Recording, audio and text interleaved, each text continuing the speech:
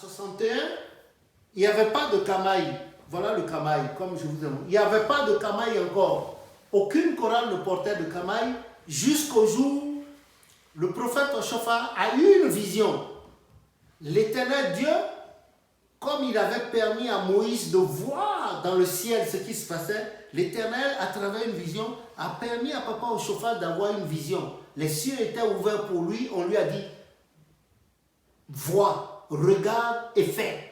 Comme il a été dit à Moïse, l'arche de l'alliance, tout ça là. Papa Oshofar regardait et il a commandé le tissu de cette couleur, ce bleu homo et le jaune citron.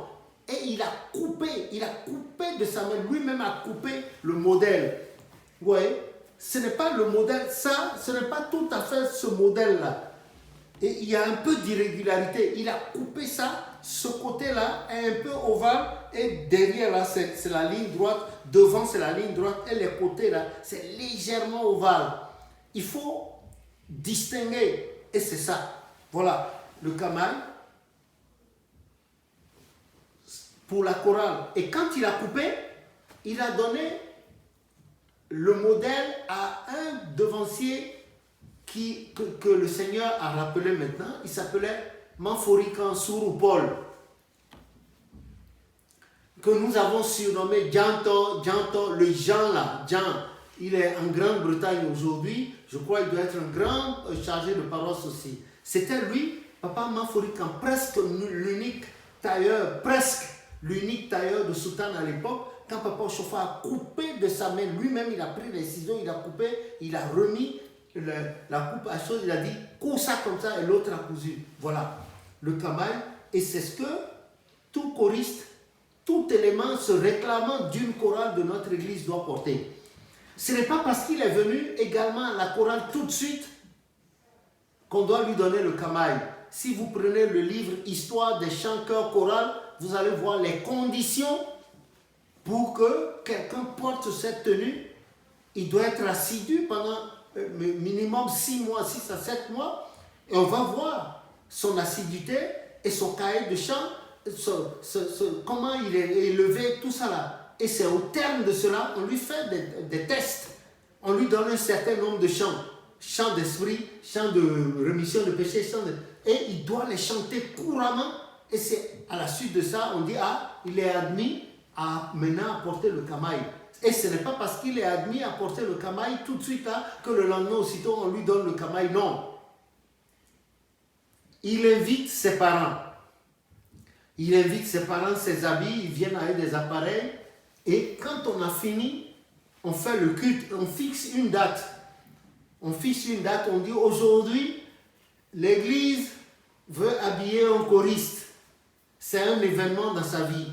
Donc on fixe une date. Et après le culte, après la quête, on fait asseoir tout le monde et on fait venir celui-là ou celle-là et on parle, on explique, on fait l'histoire de la chorale, on explique jusqu'à, on dit aujourd'hui, il va porter le camaï. Et on peut appeler une des vieilles mamans ou un de nos vieux du temps, ou bien un maître de chœur, un ancien maître de chœur, il se met à genoux au milieu du temple et on lui porte son camaï historiquement, et ses amis prennent des photos et il fait une action de grâce en même temps. Et puis on l'accompagne dignement à la chorale officiellement. Donc il est choriste 100% de cette parole. C'est comme ça qu'on faisait. Mais aujourd'hui, malheureusement, mais je ne condamne pas ceux qui font autrement. C'est parce qu'ils ne sont pas proches de l'histoire. Ils ne posent pas de questions et ils ne cherchent pas à savoir. Or, selon Job 8, verset 8, selon Jérémie 6, verset 16, il faut rechercher les bonnes voies. Aujourd'hui, ils doivent poser des questions. Leur maître de chœur, leur chargé doit poser. Et c'est beau quand l'individu vient officiellement, c'est devant tout le monde qu'il a été fait choriste. C'est bon pour lui, il va s'attacher davantage. Voilà pourquoi tous ceux qui sont dans la chorale, ceux qui se disent membres d'une chorale, ceux qui chantent dans une chorale, c'est leur uniforme. Ils doivent porter ça. Ils doivent porter le camaï, ils le portent dans le temple et ils peuvent le porter dans la cour de l'église, pas pour aller à la cuisine ni pour aller aux toilettes. Avant de sortir du temple, l'individu laisse son camail et il sort. Mais on a constaté que de plus en plus pendant les cultes, il y a beaucoup de choristes qui laissent leur camail dans le temple et sortent. Or, quand ils sont revêtus du camail, ils sortent là. Ça permet au surveillant, la couleur de loin, le surveillant général de la chorale, ou la maîtresse de la chorale, ou la surveillante générale de la chorale, le remarque ou les remarque, et puis on s'en va les prendre. On leur dit, qu'est-ce que vous faisiez dehors? Voilà pourquoi il est toléré au dernier moment que les choristes sortent avec les camails, non pas pour aller dans les toilettes, ni dans la cuisine. Ils sortent. Ça va permettre au maître de chœur ou à la maîtresse de chœur, au surveillant de la chorale ou à la surveillante de la chorale de les repérer, d'aller les récupérer et de les ramener. Voilà. C'est cela. Maintenant, le camail, on le porte pour faire tout ce qu'on doit faire, sauf à la conduite. On ne va pas à la conduite avec le camail, mais on reste dans son camail pour faire la prédication. On reste dans son camail pour faire les quêtes. Aujourd'hui, les gens, quand ils proposent un choriste pour la quête ou la lecture, et ils vont dire non, enlève ton camail. Mais comment? C'est une des tenues sacerdotales de l'église. Et le prophète, ce jour-là, quand le devancier maphorican, Père son âme, a apporté le camail à Papa Oshofa en présence de Papa Yansou, et là, Papa a dianlé Coco et mes frères. Mais l'esprit a agité Papa Yansou quand Papa Oshofa lui remettait le camail pour dire voilà la plus grande tenue de combat de l'église du christianisme céleste. Et vous allez voir, parfois les anges révèlent que les choristes prennent leur camail pour fouetter quelqu'un qui est dans une situation très critique. Et quand vous regardez Saint-Michel sur internet, vous voyez, il porte un truc, même couleur, c'est vrai ou c'est pas vrai. Voilà. Quand un choriste est proposé pour la quête ou une choriste est proposée, elle reste dans son camail. Si c'est pour la lecture, il a son camail sur lui, il fait la lecture. Si c'est pour la prédication, il fait, sauf la conduite au grand hôtel. Il enlève son camail et il porte la tenue sacerdotale correspondant à son grade. Voilà. Aujourd'hui, l'église a évolué et on fait même des chœurs d'enfants. Il y a des enfants qui ont leur chœur, qui animent le culte. Le 3e dimanche de préférence. Voilà. Et c'est ce que vous essayez aussi de faire à Juliel. J'encourage beaucoup ça pour qu'un jour, un certain dimanche là, ils soient bien formés. Allez, ils vont conduire le culte de dimanche et le reste va rester derrière pour dire Saint, Amen, Saint, Amen. Voilà.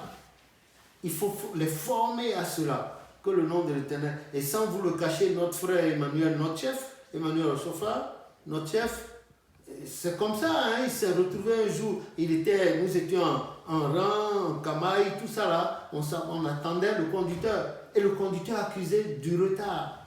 Papa Oshofa, tournant la vue, et lui a dit, Guéwafi, maman, allez, mets-toi là. Et il s'est mis là, il a conduit le culte, il a fait le culte.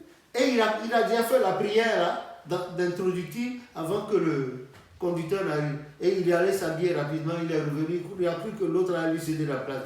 Le prophète a dit, quand Dieu veut nous bénir, ne nous bénit pas avec retard. Donc la prochaine fois, tout ce qu'on va programmer pour, il n'a qu'à dormir à la paroisse. Voilà d'où est venu ça. Et il a conduit le culte, on a descendu la Bible, tout ça. Il a conduit le goût dans un goût impeccable, avec tous les passages. Et il a été, notre frère Emmanuel Oshofa, notre chef, a été le premier enfant à conduire un culte dans l'église du christianisme céleste. Que le nom de l'Éternel soit béni. Voilà. C'est cela. Voilà pourquoi, cher ami Toi, voilà pourquoi nous portons le camail. Hein? Quand tu es à la chorale aussi, on porte. Il y a des enfants qui sont nés à la chorale, comme Milaël par exemple. Et puis qui ont grandi dans la chorale et qui sont demeurés choristes et qui ont épousé choristes sans jamais faire un culte en bas. Voilà. Et à la chorale, c'est l'organe de l'église où on apprend tout. Tout. On vous apprend à être assidu, on vous apprend à être à l'heure, on vous apprend la discipline, on vous apprend à connaître les chants, les différents cultes. Quand il y a un culte particulièrement dit chorale, la chorale, sait par avance les chants qu'il faille entonner pour ce culte, ce qu'il faut faire, la chorale exactement. Voilà pourquoi on dit que la chorale est l'armée de l'église. Et en tant que tel, il y a des ordres, il y a l'ordre dedans. Ils ont leur règlement intérieur, ils ont leur caisse de cotisation, ils doivent payer, etc. Comme ici, vous ne payez pas. La chorale doit payer. Il doit exister une caisse pour la chorale. Ici, si c'est 5 € par mois, chacun doit donner, vous faites la chorale. Tout ça là, vous mettez la paroisse en état. Toutes les congrégations d'anges, vous mettez, ils ont vous réunissez, vous faites, voilà ce qu'on a dans la caisse. Chaque mois, vous imposez, si c'est 10 €, les gens payent tout le monde, et allez, c'est dans la caisse, c'est pour la chorale. Voilà, et la chorale participe de la vie matérielle et spirituelle de l'église du christianisme. Mais attention, une chorale ne commande pas le chargé de paroisse.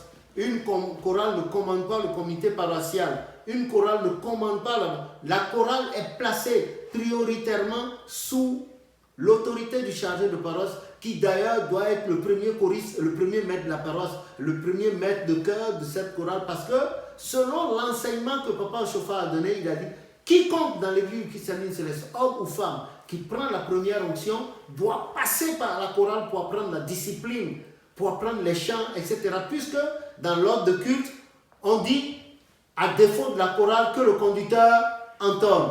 Voilà. Et dans notre église, une femme est choriste, un homme est choriste, une femme peut être maîtresse de chœur, si elle en a la capacité, un homme peut être maître de chœur, une femme peut être surveillante générale de la chorale, si elle en a la capacité, un homme peut être surveillant général de la chorale, et il dirige correctement. Hein? Il dirige de main de maître la chorale, et tout va bien. Que le nom de l'Éternel soit béni. Amen. Voilà donc mon frère Toi, voilà pourquoi on porte le camail. Celui qui porte le camail, c'est un élément de la chorale. Il doit être discipliné, propre. Si c'est un enfant comme toi, il doit écouter papa, il doit écouter maman. Et il doit avoir les habits propres. S'il va à l'école, il ne doit pas salir ses habits, ni ses cahiers, ni ses livres. Il doit être propre, parce qu'il est un enfant de Dieu. Ok? Bon, merci. Il n'y a pas d'autres questions? Voilà. Merci. Que Dieu te bénisse. Voilà.